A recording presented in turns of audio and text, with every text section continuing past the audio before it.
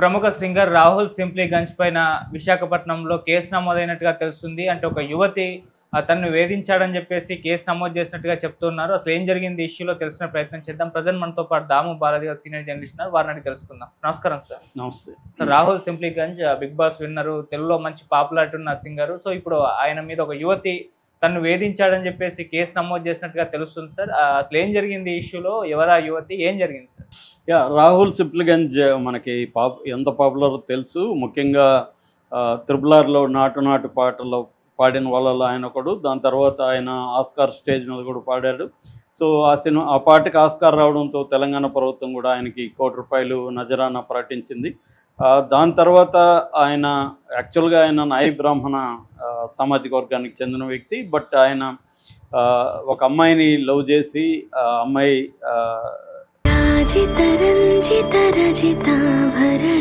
pure in its form with grace made noble.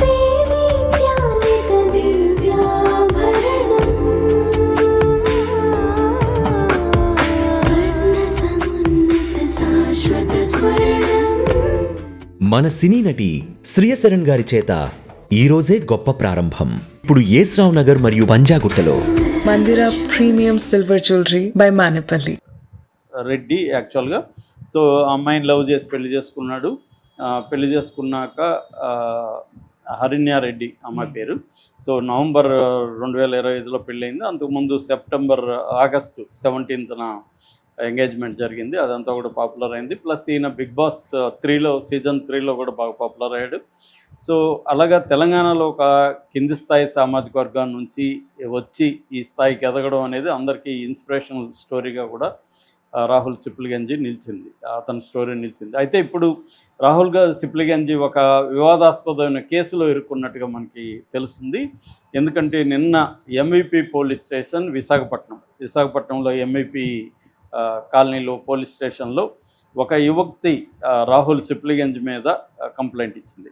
యాక్చువల్గా రాహుల్ సిప్లిగంజ్కి డైరెక్ట్గా అమ్మాయికి ఎటువంటి పరిచయం లేదు.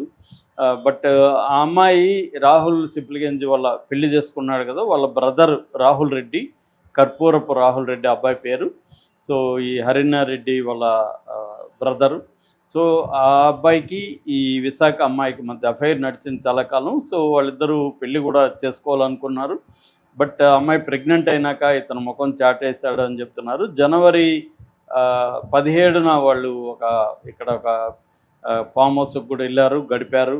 ఆ తర్వాత నుంచి బెదిరింపులు స్టార్ట్ అయినాయి. ఈ అమ్మాయిని తనను వదిలేయమని అతను బెదిరించడం మొదలుపెట్టారు.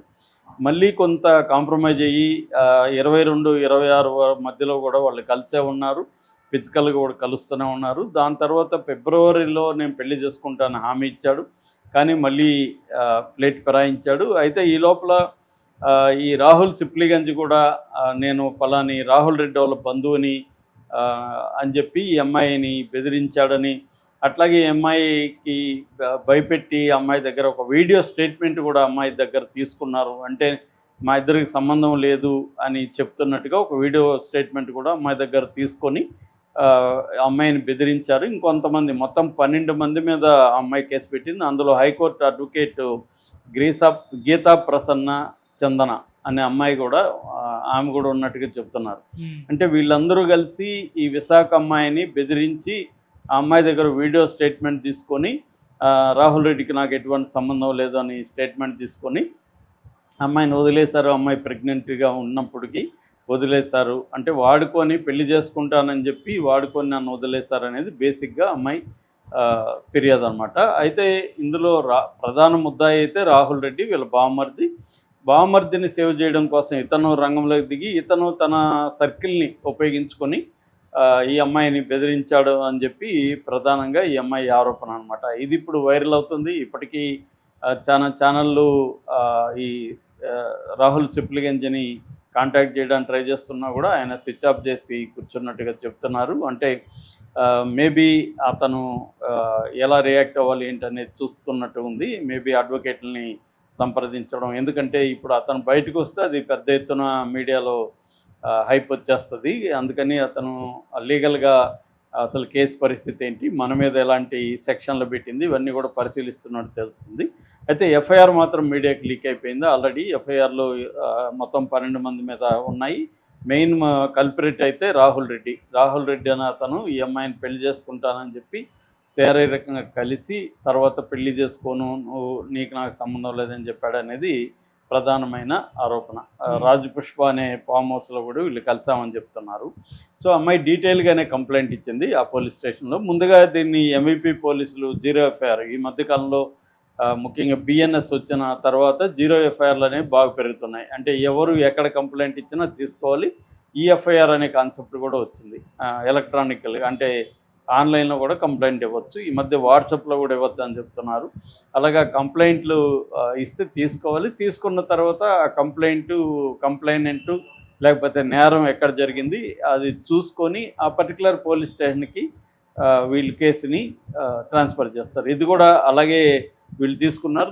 తర్వాత ఎంవిపి పోలీస్ స్టేషన్ నుంచి ఎండాడ మహిళా పోలీస్ స్టేషన్కి కేసు పక్కకి వెళ్ళింది. ఎందుకంటే ఇప్పుడు సెలబ్రిటీల కేసులు ఏమన్నా ఉన్నప్పుడు అందులో మహిళలు ఇన్వాల్వ్ అయినప్పుడు మహిళా పోలీసులకే అప్పగిస్తున్నారు. మనం ఇక్కడ కూడా ఐపీఎస్ ట్రైనీ ఐపీఎస్ ఉదయకృష్ణారెడ్డి కేసులో కూడా మనం చూసాం. అది సజ్జనారు పర్టికులర్గా మహిళా సెక్యూరిటీ వింగ్ వాళ్ళకే ఆ కేసును అప్పగించారు. సో అలాగా ఇక్కడ కూడా ఎండాడ మహిళా పోలీస్ స్టేషన్కి ఈ కేసును ట్రాన్స్ఫర్ చేశారు. ఇప్పుడు వాళ్ళు విచారిస్తున్నారు. ఆల్రెడీ రాహుల్ రెడ్డిని అరెస్ట్ చేసే అవకాశాలు ఉన్నాయి. ఎందుకంటే ఇది బిఎన్ఎస్లో పెళ్లి చేసుకుంటానని కొంతకాలం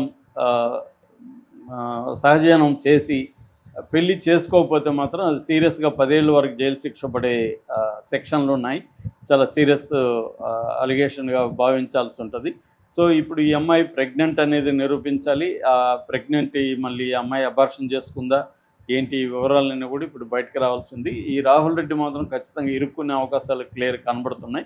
అయితే ఇప్పుడు రాహుల్ రెడ్డితో పాటు సిప్లిగంజ్ మీద కూడా, ఎందుకంటే ఇది తెలంగాణ పోలీసులు అయితే తను ఇక్కడ ఏమన్నా మేనేజ్ చేయగలడేమో కానీ ఇప్పుడు అక్కడ వైజాగ్ కాబట్టి కొద్దిగా ఇబ్బందికరమే రాహుల్ సిప్లిగంజ్ కూడా. ఎందుకంటే అమ్మాయి సీరియస్ అలిగేషన్లు అయితే చేసింది, బెదిరించాడు అవన్నీ అనేసి. సో మరి ఆ అమ్మాయి దగ్గర ఎటువంటి ఆధారాలు ఉన్నాయి? ఎందుకంటే ఆ అమ్మాయి ఇంకొక అలిగేషన్ కూడా చేస్తుంది, తన ప్రైవేటు వీడియోలు తీసుకొని వీళ్ళు బ్లాక్మెయిల్ చేస్తున్నారు అనేది కూడా చెప్పింది. ఇప్పుడు బిఎన్ఎస్ చట్టం వచ్చిన తర్వాత ఏంటంటే ఈ డీటెయిల్ ఎవిడెన్స్ను కూడా సీరియస్గా కోర్టులు పరిగణలోకి తీసుకుంటున్నాయి. కాకపోతే ఏంటంటే అవి అథెంటిసిటీని మనకి ఫోరెన్సిక్ సైన్స్ ల్యాబ్ అథెంటిసిటీ అంటే ఆ డీటెయిల్ ఎవిడెన్స్ అథెంటిక్ అనేది కానీ నిర్ధారిస్తే మాత్రం డీటెయిల్ ఎవిడెన్స్ కూడా చాలా ముఖ్యమైన ఎవిడెన్స్ కానీ పరిగణిస్తున్నాయి కోర్టులు ఇప్పుడు. అలాగా ఈ కేసులో ఈ అమ్మాయి దగ్గర ఎందుకంటే ఈ మధ్య డీటెయిల్ మీడియాని ప్రధానంగా అయిపోయింది కాబట్టి సాక్ష్యాలు కూడా డీటెయిల్ మీడియాలోనే ఉండిపోతాయి. డీటెయిల్ ఎవిడెన్సే ఇంపార్టెంట్గా ఉంటుంది అనమాట. కాకపోతే డీటెయిల్ ఎవిడెన్స్లో ఉన్న ప్రాబ్లం ఏంటంటే వచ్చినాక డీటెయిల్ వీడియోలు, ఆడియోలు లేకపోతే ఫోటోలు క్రియేట్ చేయడం అనేది చాలా రియలిస్టిక్గా క్రియేట్ చేయడం అనేది చాలా ఈజీ అయిపోయింది. అందుకని అథెంటిసిటీని తేల్చడానికి కూడా చాలా టైం పడుతుంది. ఏదేమైనా ఇక్కడ రాహుల్ రెడ్డికి అయితే సీరియస్గా ఈ కేసు చుట్టుకునే అవకాశం ఉంది. దీంతోపాటు రాహుల్ సిప్లిగంజ్ కూడా ఇది ఫస్ట్ ఒకటి బ్యాడ్ నేము. ఎందుకంటే తన బావమర్దని కాపాడడానికి ఎలాగా అతను ఇల్లీగల్గా వెళ్ళి ఒక అమ్మాయిని క్రిమినల్ ఇంటిమిడేషన్ అంటారు, అంటే బెదిరించాడనేది. సో తీవ్రంగా పరిణామాలు ఉంటాయి, నాకు పెద్ద సర్కిల్ ఉంది ఇక్కడ అని బెదిరించాడని. సో అందుకనే అమ్మాయి తెలివిగా ఏంటంటే వైజాగ్లో కేసు పెట్టింది, ఇక్కడైతే ప్రాబ్లం అని. సో ఇప్పుడు మరి వైజాగ్ పోలీసులు ఎలా దీన్ని తీసుకుంటారు, రాహుల్ సిప్లిగంజ్ దీని మీద ఏం చెప్తాడు? జనరల్గా అయితే ఆయన నాకు సంబంధం లేదని చెప్తాడు, కమిట్ కారు వాళ్ళు లీగల్గా. బట్ లీగల్గా ఎవిడెన్స్ కానీ అమ్మాయి దగ్గర ఉంటే మాత్రం రాహుల్ సిప్లిగంజ్కి కూడా ఇది సీరియస్గానే ఇబ్బందికరంగా మారే అవకాశాలు అయితే కనిపిస్తాయి. Okay sir, thank you so much.